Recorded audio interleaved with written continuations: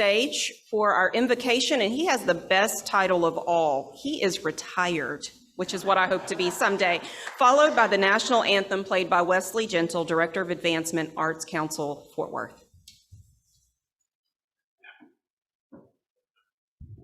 Thank you, President Courtney.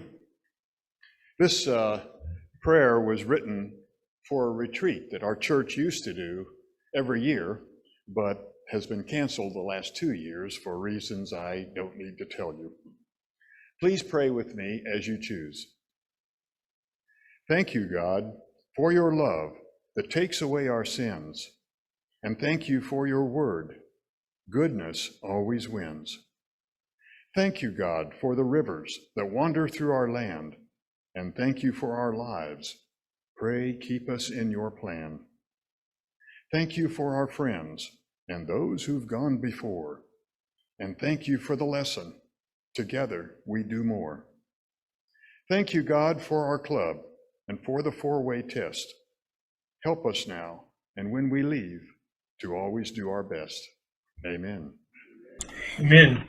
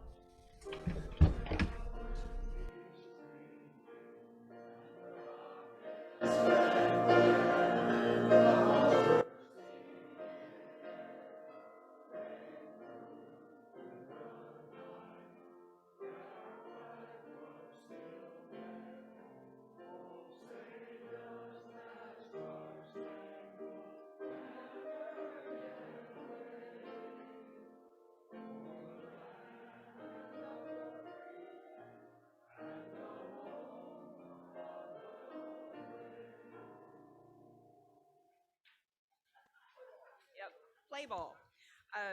And if you'll help me recite the four-way test. 1, is it the truth? 2, is it fair to all concerned?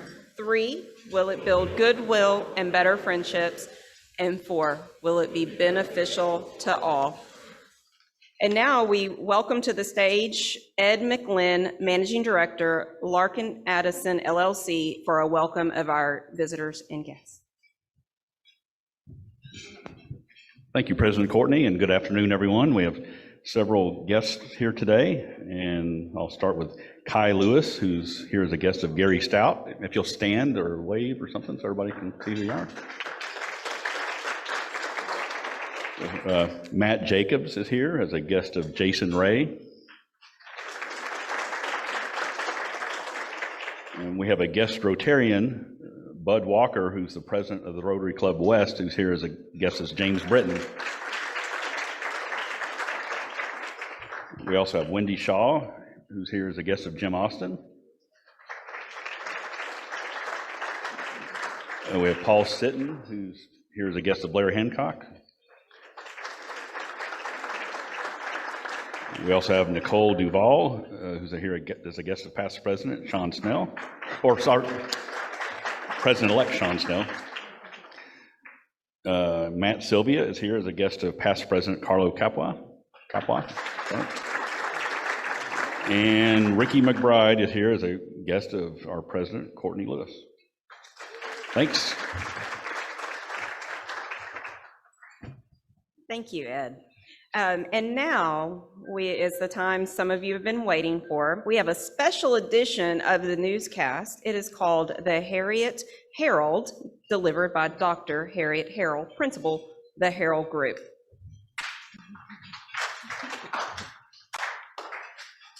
So indeed, I have today's edition of the Harriet Herald. I thought I'd start this newscast by talking about the new blockbuster book by Bob Woodward and Robert Costa that just hit my Kindle. It's going to be an exciting read, but I decided that J.R. Labby's reaction to whatever I say would be a greater peril. Big news this week as the UN met in New York. In order to be allowed on the General Assembly floor, all leaders had to either be vaccinated or test negative for COVID, but they didn't have to show proof. They did it on the honor system. Because if you can't trust China and Russia, really, who can you trust? Next, the UN is going to be like, we believe further conflict with the Taliban will be avoided because of our latest pinky promise. Speaking of COVID, I can tell you that I am delighted that it looks like a vaccine for children could be available by the end of October.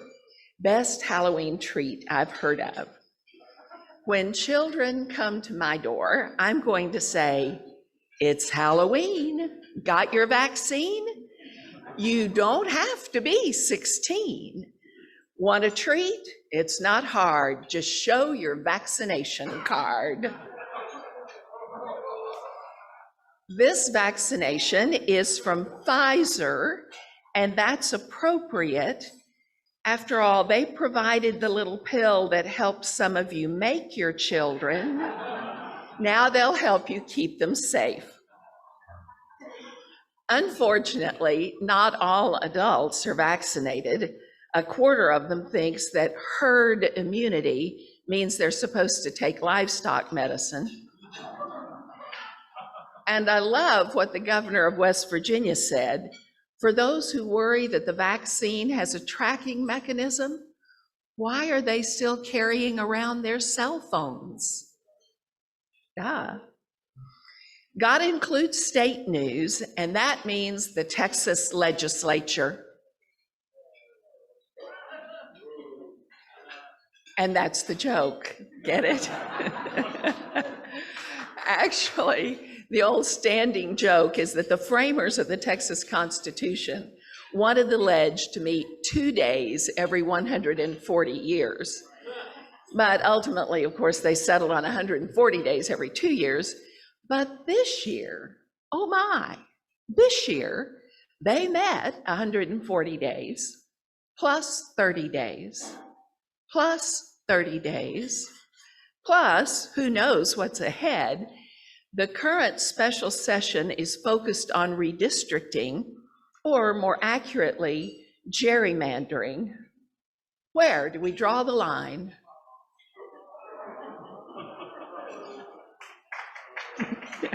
Come on, let me get it. Okay. I think we all know that among all the other crises facing our government, raising or suspending the debt ceiling has cropped up. The need to adjust the debt ceiling right now comes from the Bipartisan Budget Act of 2019, but it's a new day. Consequently, debt ceiling disaster looms ahead. The funding's looking red right now.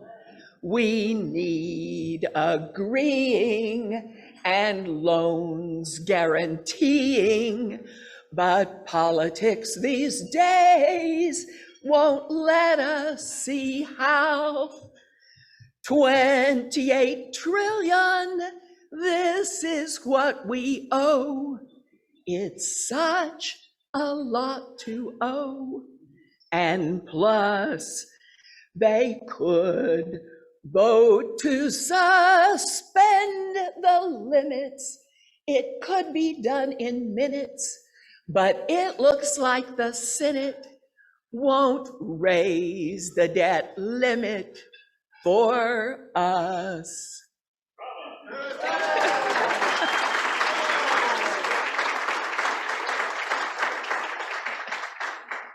And that's the news from the Harriet Herald.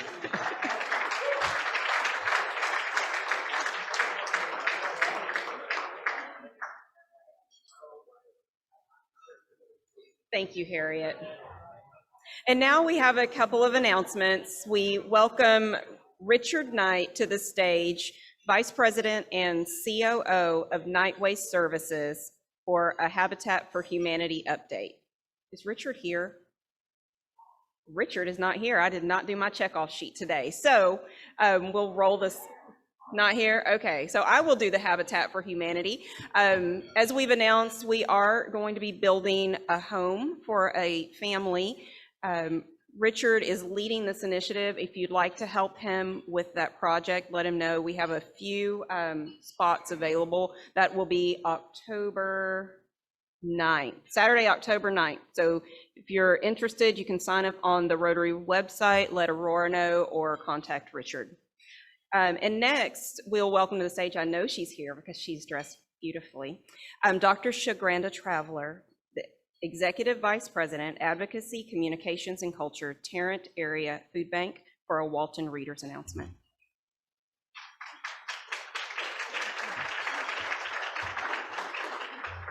Hello, everyone. I will be brief, but I do want to do a plea and a call for volunteers. Our Rotary Readers Program at Walton Elementary, it officially will kick off on Monday. We do have some volunteers that's already in the pipeline. They've completed their volunteer registration. And so if you are interested in supporting our third graders, please let me know. We would love to have you. We're going to have an amazing time this year, and we need your support. Go third graders. Thank you, thank you. And as we come out of COVID, it's even more important to support our students because some of them have fallen very far behind. Next up, it is time for nominations. You'll remember we had a great inaugural RMBA program last year where we honored Rotary minority businesses in our community that apply the four-way test in their business. So we have a quick video to show you from some of our last year's winners. I'm Samantha Renz with Evolving Texas, a civil engineering firm in Fort Worth. We were the winners of the Minority Business Awards with the Downtown Fort Worth Rotary last year. The application process was pretty simple, and it was a great opportunity to showcase who we were as a business and a company.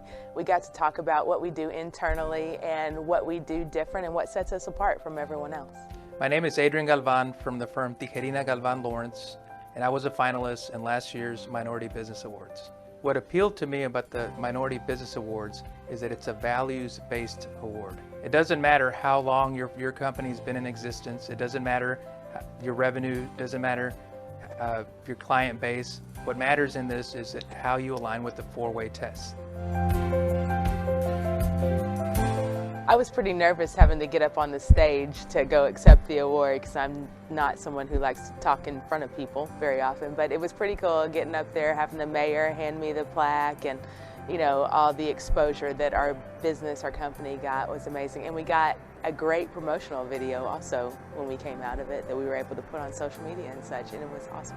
The exposure that our firm has received from the Minority Business Awards has been great. From just the social media, the picture with the mayor, we've had articles written about us, about the awards. At a firm like ours, it's priceless because we don't have a budget for marketing. The best thing about winning this Minority Business Award was the relationships that have come from it.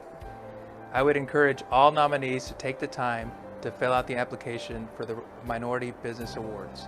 When I did this last year, I had zero expectations of this process, and I have been blown away of all the benefits that we have received. So again, I encourage everyone to apply.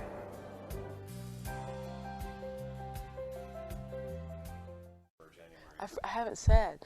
I'm Samantha Renz with Evolving Texas, and I won the Minority Business Award.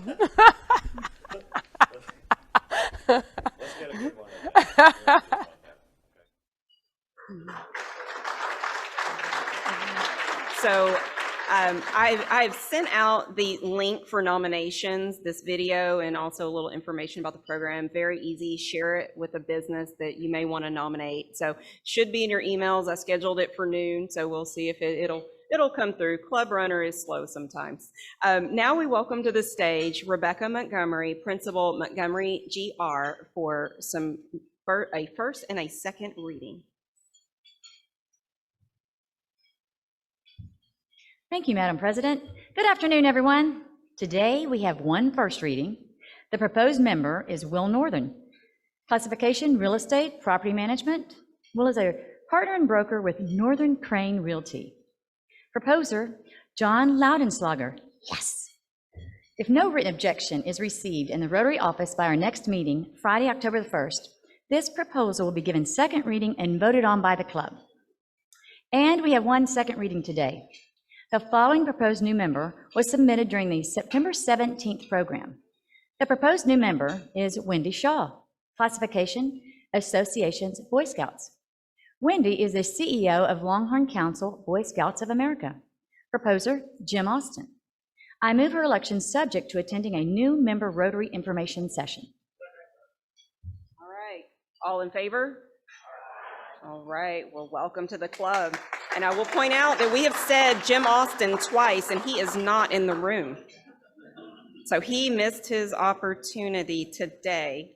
And so now I have the honor to confer the blue badge on some of our new members. So if we have Bob Byers, Ed McLinn, and Shaganda Traveler, if you will come and receive your blue badge, I will trade you for your red badge.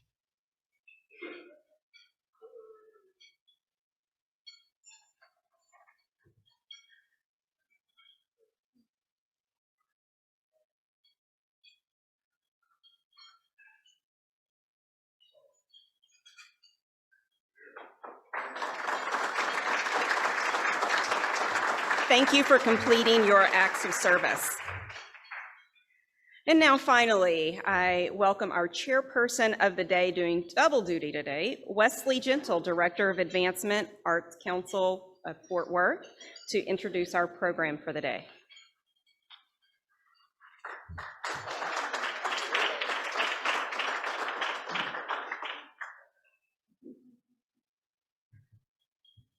Thank you, President Courtney.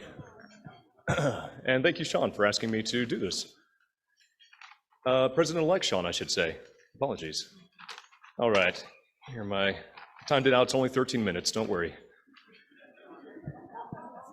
But it is my privilege to introduce the visionary leader of an organization that is very dear to me. One that has played a critical role in this community for nearly 75 years, consecutive years at that. But before I introduce General Director Afton Battle, and at the risk of ending up in JR's book for this year's roast, here's a story. In 2010, when I was a student at TCU, I bought dirt cheap student tickets and saw my first opera, my first live opera. It was a world premiere, produced and presented by Fort Worth Opera, Before Night Falls by Jorge Martin. For nearly 3 hours, I forgot that I was in the terrifying nosebleed seats of Bass Performance Hall, and instead I was transported by the sounds and sights of a Cuban man's very complicated journey to the United States. And for the first time in 2 decades of my life at that time, I felt proud of an identity that I had previously downplayed. I'd even written it off. I had suddenly a real empathy for the stories that my abuela used to tell me of her time in Cuba, when she brought, and why she brought, my aunt and mother to Florida by way of New York City. An unusual opera, ringing with castanets and Cuban slang words, it gave dignity to a past I had not been proud of, and it helped me rediscover a long-silenced part of myself. It also set me on a path that led me to study opera, a path that led me to work for Fort Worth Opera in 2015, joining their administrative team, and a path that led the opera to sponsor me to become a Rotarian at this very club. So this nonprofit is literally the reason I'm standing here before you right now. Representation in art, representation in opera matters. And as you listen to our presenter today, imagine how representation will matter to thousands across Fort Worth and visitors to Fort Worth this year during this season. So about our esteemed presenter. Born and raised in Texas, Afton Battle took the helm at Fort Worth Opera about a year ago during one of the worst periods in the ongoing pandemic. Wasting no time at all, she guided one of Fort Worth's most historic institutions through a new chapter of innovation and collaboration that I believe to be a brilliant foretelling of things to come. But I'm not the only one who feels that way. Her work has been heralded by every major publication in DFW. It's been praised in Opera News, a national publication. It's even appeared in podcasts and featured stories in St. Louis and Phoenix, Arizona. And Ms. Battle was actually recently appointed to the board of Opera America, which means she's participating in decisions that affect the opera industry across our nation and beyond. And while she brings with her an impressive roster of for-profit and not-for-profit accomplishments, I think what she's going to share with you today is even more impressive. So I'll end this soliloquy, and I will encourage you to please help me welcome your General Director of the Fort Worth Opera, Afton Battle.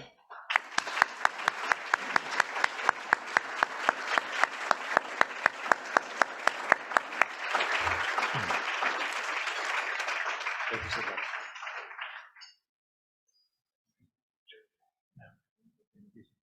Wow, thank you for such an amazing introduction. I'm gonna have to bring you everywhere I go.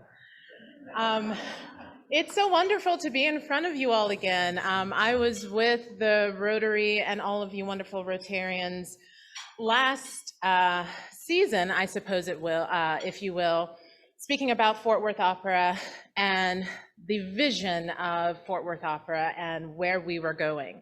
And I am pleased and honored to be in front of you again to update you on where we've come to.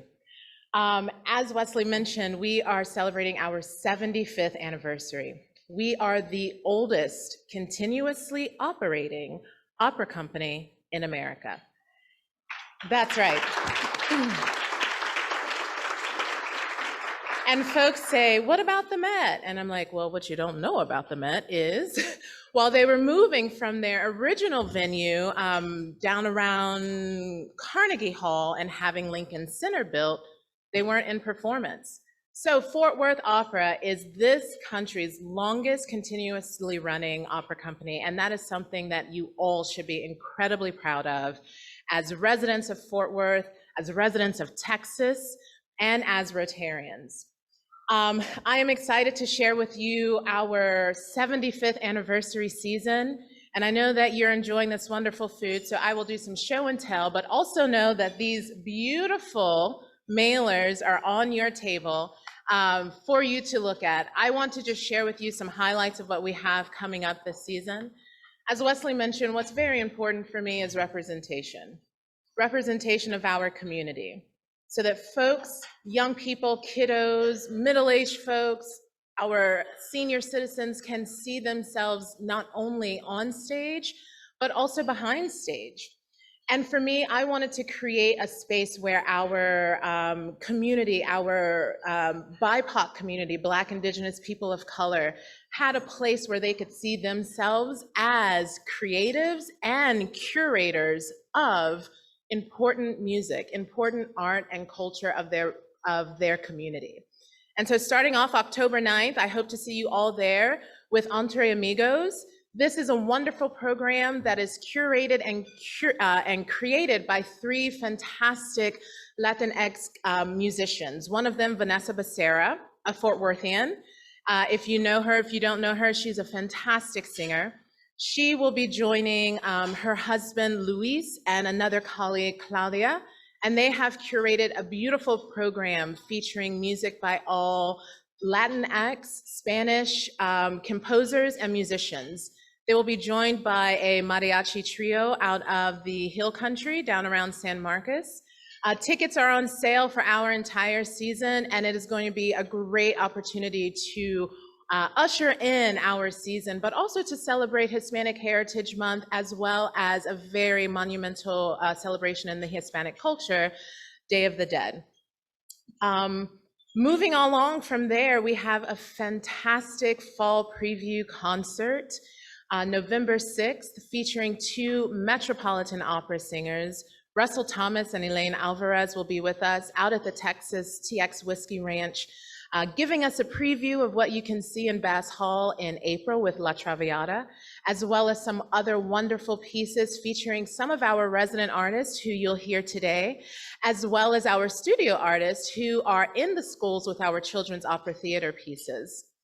And then we have Zorro, world premiere. We were supposed to premiere Zorro in 2019. Thank you, COVID. We are bringing it back in 2022, that'll be in January at the Rose Marine Theater. Something that's very important to me, if you don't know, Fort Worth Opera was awarded a grant from the North Texas Community Foundation as part of their Advancing Racial Equity.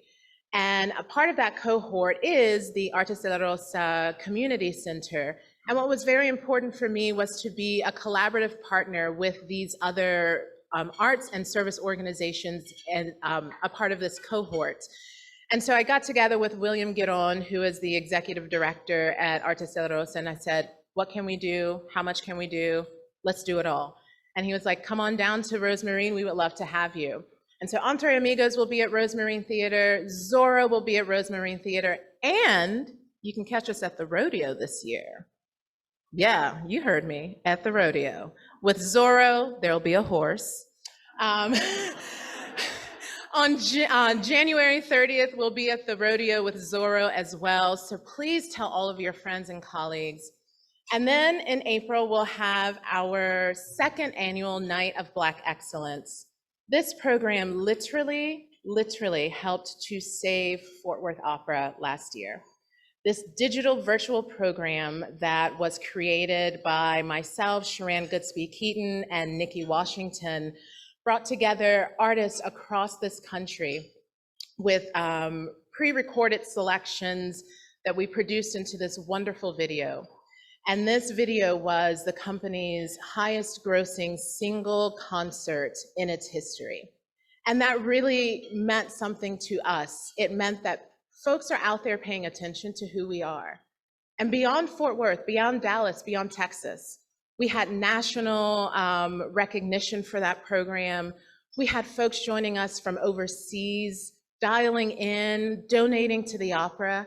And it was a really tremendous experience for us all, and something that I also wanted to recreate for our community. This year, we will be in person at I Am Terrell STEM and Visual Performing Arts High School. So please come by and see us. We have not yet announced our artists for that. We are still finalizing contracts. But please know that it will be another tremendous program with some world-class talent here in the city of Fort Worth. And then what we all have been waiting for, the return to Bass Hall. In April 2022, we will be in Bass Hall with a performance of Verdi's La Traviata. This opera is the opera that Fort Worth Opera premiered 75 years ago in November. So bringing it full circle for the company, giving folks something to remember. If you don't know the story of Traviata, it's pretty, it's a damsel in distress. Violetta is dying literally before our eyes, but she's so jubilant and she has so much joy, but also love for her lover, Alfredo. And it is a love story that is classic and one that has a lot of history here in Fort Worth and with Fort Worth Opera. So, all of our tickets are on sale.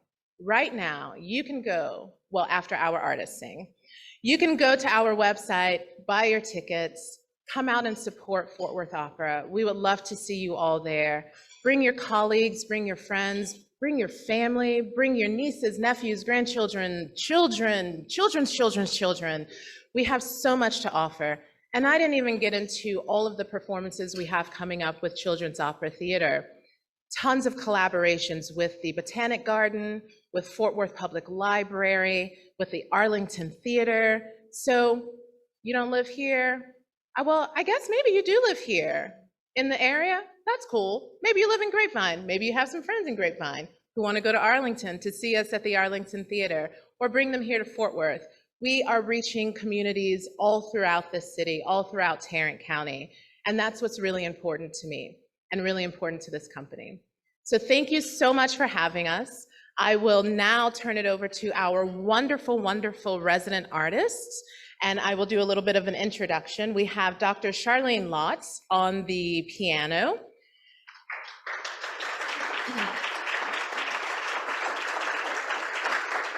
Returning for her second year as a Leslie resident artist, Gabrielle Gillam. And joining us for his first year as a Leslie resident artist, Brandon Bell. Thank you all so much for having us. President Lewis, thank you so much for inviting us to be here with you today. It is a pleasure and an honor always to be in front of you. If you have any questions, I'll be here. Also, come and see us. We would love to have you and love to celebrate our 75th anniversary with each and every one of you. Thank you.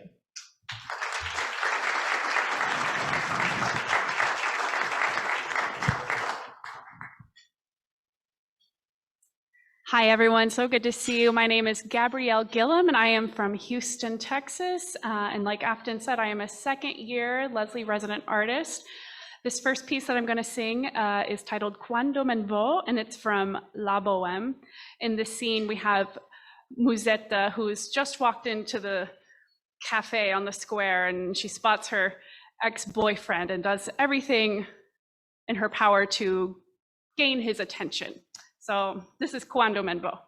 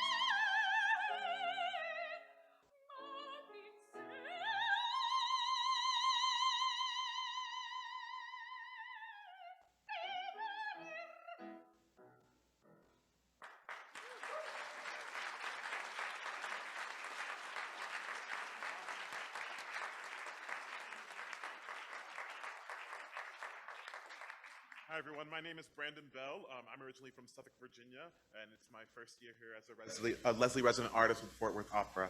The two pieces I'm going to be singing for you today are actually not from operas. They are art songs, which are these really cool pieces where composers took poems that they really loved and set them to music to kind of better express what the poem was trying to convey. And so these two pieces I'll be singing for you, the first one is a French art song by Fauré. It's called Après un rêve, which translates to After a Dream. And then you'll hear a piece by Finzi called It Was a Lover and His Lass, which is a text by William Shakespeare. So I hope you enjoy.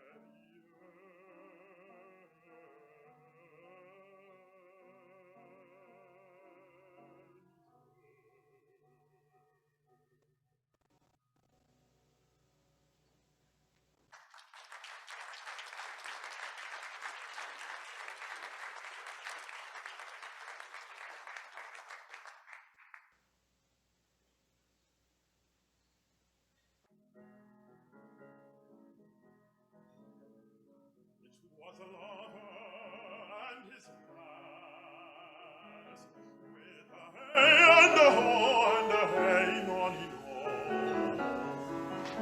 at all the green cornfield did pass in springtime, the only pretty ring time, when birds do sing, a ding-a-ding-a-ding, sweet lovers love the spring.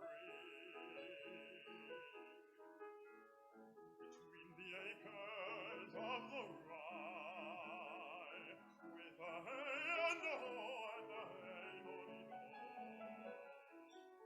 these pretty country folks would lie in springtime,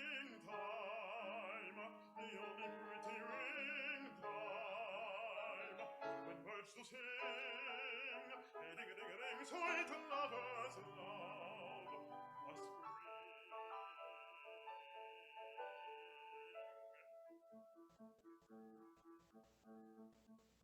This carol they began that hour, with a hey and a ho and a hey nonny no.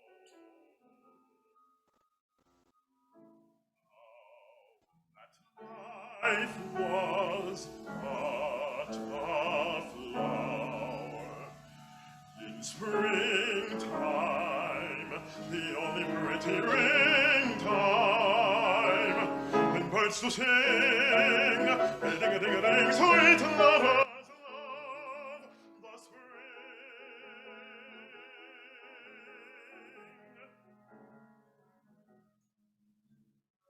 Therefore take the present time, with a hey and a ho and a hey nonny no.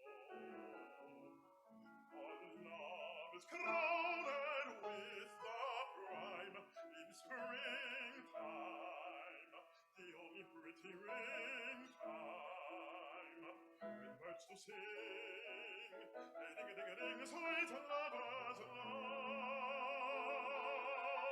the spring.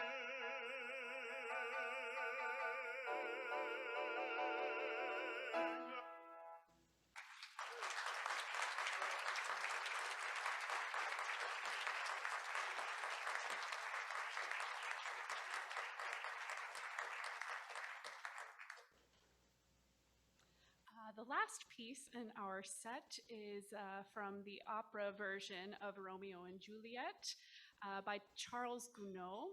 And this is Juliet's first aria in the opera. She's singing about just the joy of being young and not taking life too seriously yet. So this is Ah, je veux vivre from Romeo et Juliet.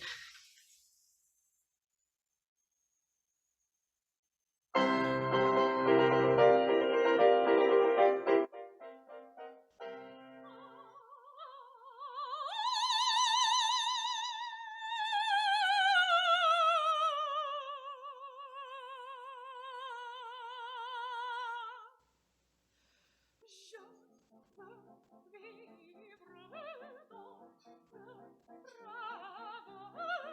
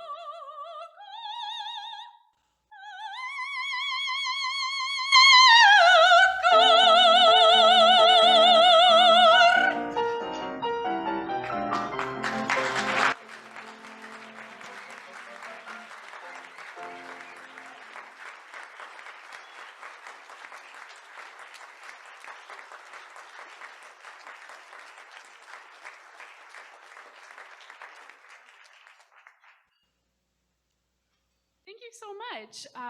So now we are actually going to open it up for a short Q&A. If you guys have any questions about what we do, about opera in general, or anything that's on your mind. How did you learn how to sing?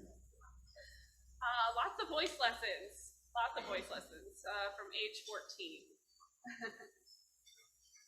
I went to a performing arts high school, so that's kind of where I knew I wanted to sing since I was very, very little, but I ended up auditioning for the performing arts school, and basically if you wanted to sing, but you didn't do musical theater, you had to do opera. So I did my first full-length opera role when I was about 14. It was Magic Flute by Mozart. It was in German, no cuts, like baby high school.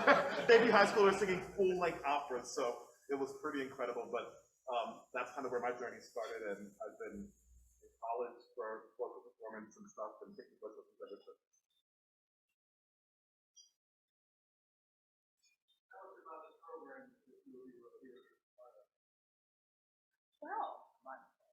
Oh, thank you. Well, so this is my second year doing this, and my first year was during 2020, so it was COVID. It was a little bit different, but what we do is a lot of training as young artists. Obviously, we're at a level of professionalism, but there's still a lot more work to be done. Opera singers really don't fully mature vocally until we're in our 30s. So this is sort of like a refining program, and a lot of community engagement and getting out here and just showing the world what opera is about and what we can do, and brighten people's faces. It's an incredible opportunity for us to both be learning and refining our craft, and so we get to do main stage roles and things like that throughout the season. So if you come to see any of the shows, you'll probably have a chance to see some of us.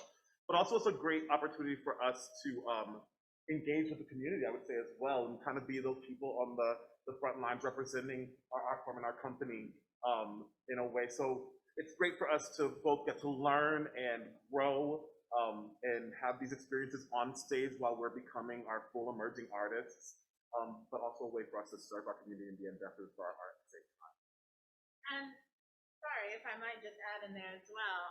Our Leslie resident artists, this program is sponsored generously by an award from the Hattie Mae Leslie Foundation, which helps us to provide them with a stipend, well, a salary while they're here, as well as health benefits, to allow them to really immerse themselves in this training portion of their life. And I had my years as a young artist, and being able to not have to think about paying for my coachings and lessons and this, that, and another, just allowed me to really focus and hone my craft. And that's what we try to provide for them. Daily coachings, both with Charlene, our pianist, Joe Illick, our artistic director. Also, we have folks who come in and visit us. We do visiting artists and guests. When we have main stage artists, I try to get them to do a master class with our resident artists. And we do have another resident artist, Megan Cook, who is our third for this year. And we have 8 in total studio artists, who is the traveling troupe for our Children's Opera Theater group as well. What's something unique or surprising about being a professional opera singer that most people don't know?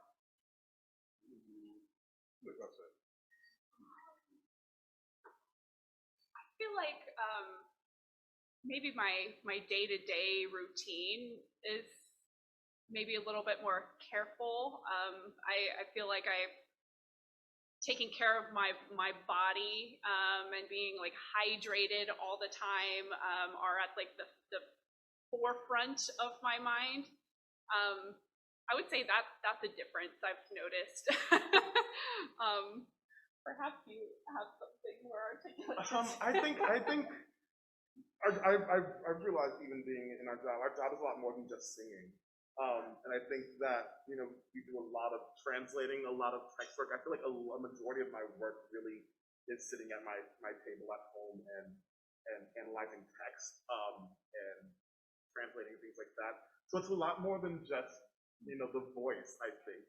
I would say that's probably one of the things that people realize is that there's a lot of training outside of just perfecting your vocal craft. Behind the scenes work. Question for both of you. What role would you most like to play? That's a great question. And I have maybe not a great answer for you. I would say that role hasn't been written yet.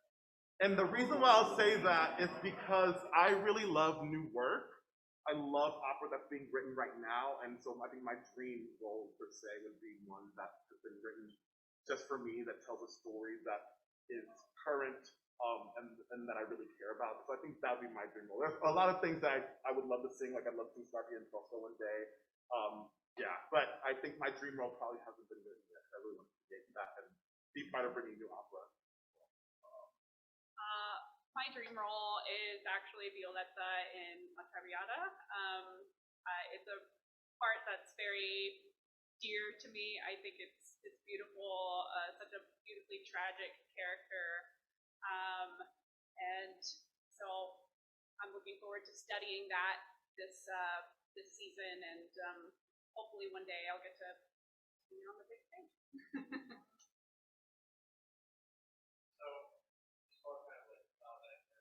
I saw my first opera when I was 13. I saw American Dream, and I was really online, and I got great class in the country. Audio engineering was recorded, a lot of opera, a lot of choirs, and it blows my mind every single time because your entire body is amplified. It's just amazing to me. Every time I hear it, it blows my mind. And how the technique and it's a whole other level.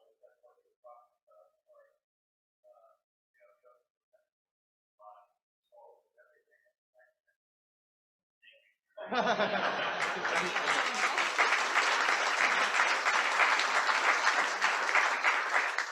thing that I would add to that is what people may not singers is, as I amplify with my entire voice and not the microphone, is this is a athletic sport.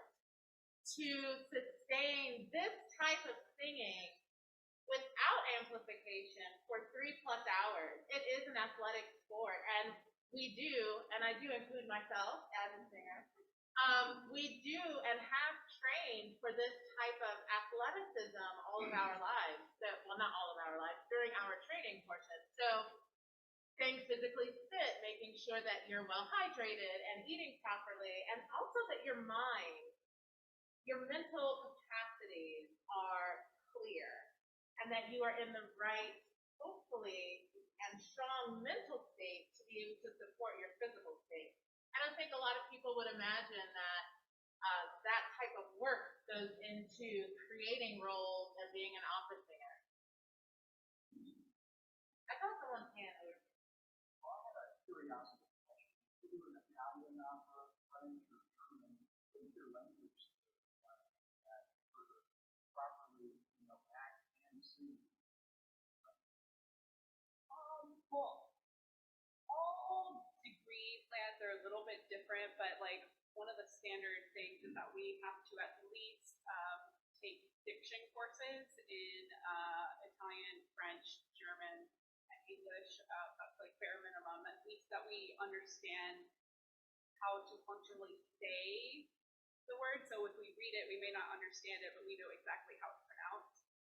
On top of that, many schools require some sort of like foreign language training as well. I focused a lot on German when I was in school, but I did take some Italian as well, and I'm familiar with the other languages, like on a functional level. So, and once you study it, you're translating enough, like you kind of pick up some of the language, even if you didn't like formally educate yourself in that, and that's how I feel about French. So you kind of learn as you go, and you learn how the languages are interconnected, and kind of a really beautiful part of the learning process, and the training process.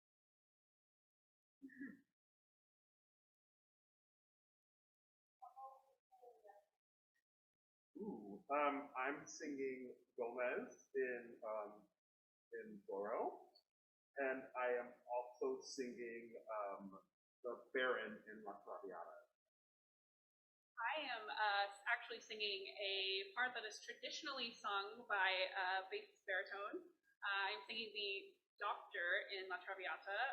It is a reimagined production, a reimagined part. So we're going to have a lady doctor this time around. So I'm super excited for that. Yes, and also our resident artists will be giving an end of the year presentation. I won't say recital, I'll say concert of scenes and arias. So please check our website. I think the date on that is May 7th, and it will be, we know for sure, at the Post at River East. We had it there last year, great venue. So you can catch these two wonderful young artists, including Megan, our other resident artist, and perhaps some of our studio artists as well. Thank you all so much for letting us come and share opportunity.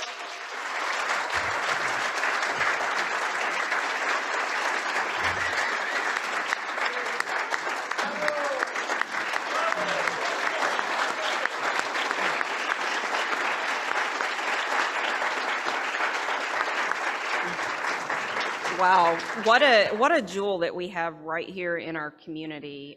Just a great asset to our community. Afton, I have a small speaker gift for you to thank you for your time, just a small token of our appreciation. Thank you for all that you do for our community and also for making it accessible. I attended my first opera just a few years ago, I'm sad to say, and I thoroughly enjoyed it. Thank you so